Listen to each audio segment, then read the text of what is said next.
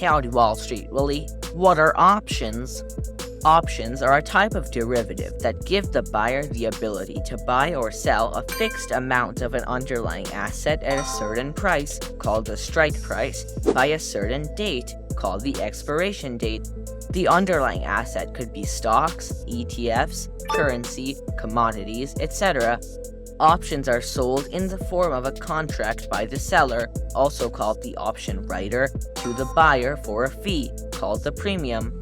The buyer does not need to use or exercise the option.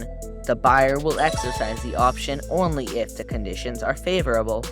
On the other hand, the option writer is obligated to buy or sell the underlying if the buyer exercises the option. There are two types of options, puts and calls. What is a call option? Call options give the buyer of the option the right, but not the obligation, to buy the underlying asset from the option writer at a certain price by a certain date. The price paid by the option buyer for this right is called the premium.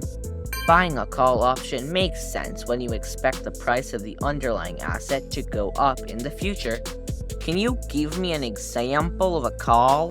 Let's say Company X's stock is currently trading for $10 a share, but you expect it to go up in the near term. You can then buy a call option on X with a strike price of $13 and an expiration date in 3 months, say at a premium of $1 per share. Now, anytime before the expiration date, you can exercise the option if the price of the underlying stock goes up. For instance, if the stock price goes up to $20, you can exercise your option of buying it at $13. Including the option premium, your total cost is $14 per share, giving you a profit of $6 per share. However, if the stock price stays the same or goes down, it doesn't make sense to exercise the option, and you would let it expire. Your maximum loss in this case will be the $1 option premium paid per share. What is a put option? Put options give the buyer of the option the right, but not the obligation, to sell the underlying asset to the option writer at a certain price by a certain date. The price paid by the option buyer for this right is called the premium. Buying a put option makes sense when you expect the price of the underlying asset to go down in the future. Can you give me an example of a put? Let's say Company Z's stock is currently trading for $20 a share, but you expect it to go down in the near term. You can then buy a put option on Z with a strike price of $18 and an expiration date in 3 months, say at a premium of $1 per share.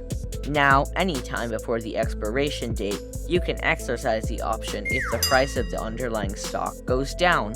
For instance, if the stock price goes down to $10, you can exercise your option of selling it at $18. Even accounting for the option premium of $1, you earn a profit of $7 per share. However, if the stock price stays the same or goes up, it doesn't make sense to exercise the option, and you would just let it expire. Your maximum loss in this case would be the $1 option premium paid per share.